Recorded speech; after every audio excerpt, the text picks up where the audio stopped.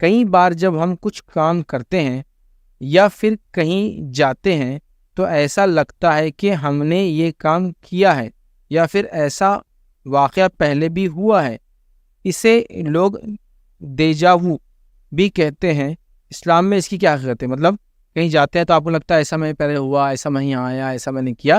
یہ ایک وہ کہہ رہے سائنٹیفک کوئی فینومینا ہے جس کو لوگ دیجاوو، کچھ تو بھی ٹرم ہے شاید، وہ یوز کرتے ہیں. تو اسلام میں اس کی کیا حقیقت ہے؟ دیکھیے ایسی فیلنگس کا آنا کچھ بھی ان کامن نہیں ہے، یہ one of the most common feelings ہے جو سب کے ساتھ ہوتی ہے. اگر آپ کے ساتھ کسی کے ساتھ نہیں تو الگ بات ہے، لیکن بہت کامن ہے. میرے ساتھ بھی ہوتے ہیں، کہیں بیٹھا رہے ان سے پہلے ملے، ایسا لگ رہا فلاں کہہ رہے یہاں ایسا لگتا ہے پہلے آئے، یہ چیز وغیرہ ایسا لگ رہا ہے یہ واقعہ پہلے میری زندگی میں ہوا. یہ ایک سوچ ہے مائنڈ کی، یاد رکھیں. یہ کچھ بھی اس میں کچھ نیا نہیں ہے. تو اب اس کو کوئی بھی سائنٹیفک ٹرم کیا دیتے ہیں یا اس کے پیچھے کیا اسٹڈی ہے مجھے نہیں پتا، بٹ یہ ایک فینومینا ہے. یہ ہر کسی کے ساتھ جنرلی ہوتا ہے. میں اپنا بھی لوں تو میں بھی کہہ سکتا ہوں ہاں میرے ساتھ بھی ہوتا ہے. کئی جگہ ہم بیٹھتے میٹنگ لگتا ہے ایسی میٹنگ ہوئی تھی، لوگ ایسے ہی بیٹھے تھے، نہ کبھی میٹنگ ہوئی نہ کبھی لوگ بیٹھے تھے وہ. لیکن یہ ایک چیز ہوتی ہے، ایک فیلنگ جس کو بولیں گے ایسی آتی. کیوں آتی کیا مجھے نہیں معلوم. اسلام میں اس کی کیا حقیقت ہے؟ اگر یہ انسان کے ساتھ ہو رہا ہے تو اس کی حقیقت تو ہے کہ یہ ہو رہا ہے، بٹ یہ ایک فیلنگ ہے، صرف اس سے ہٹ کر کچھ نہیں ہے. دیکھیے لہٰذا ایسا ہو سکتا ہے تو اس سے نہ پریشان ہونے کی ضرورت ہے نہ اپنے آپ کو تکلیف دینے کی. یہ سوچے کہ ایک فینومینا ہے یا ایک فیلنگ ہے جو آتی ہے. سائنٹیفک اس کا بیسس یہی ہے، اگر اسٹڈی کرنا چاہے تو کریں، بٹ اس میں نہ آپ کی کوئی خصوصیت ہے نہ آپ کی کوئی خامی. یاد رکھیں اس کے اندر نہ آپ کی کوئی فضیلت ہے نہ آپ کے ساتھ کوئی پرابلم ہے اس کا مطلب، بلکہ ایک جنرل چیز ہے جو ہوتی ہے لوگوں کے ساتھ عام طور سے. کسی نے سوال کیا I read a quote that if we keep doing minor sins and do not repent they become major sin. Is this true?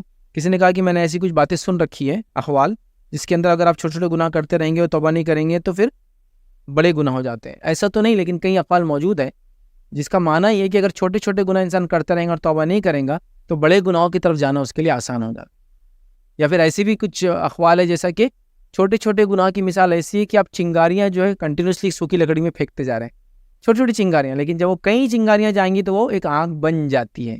یہ معنی میں. یا اس کا دوسرا معنی وہ اس مطلب حدیث کے مفہوم سے بھی لیتے ہیں کہ جب انسان کو گناہ کرتا ہے دل پہ کالا دھبا آ جاتا ہے، پھر وہ گناہ توبہ نہیں کرتا تو دھبا بڑھتا ہے، پھر اگلا گناہ حتیٰ کہ دل اس کا کالا ہو جاتا ہے. لہٰذا یہ اس سینس میں تو ایسے اقوال کوئی مسئلہ نہیں ہے. لیکن وہ گناہ کبیرہ، چھوٹے چھوٹے کئی گناہ کر کے گناہ کبیرہ نہیں بن جاتا کہ ایک چھوٹا گناہ، ایک دوسرا چھوٹا گناہ، تیسرا چھوٹا گناہ، چوتھا چھوٹا گناہ، ہاں یہ 5 مل گئے کبیرہ ہو جائیں گے، ایسا نہیں ہوگا.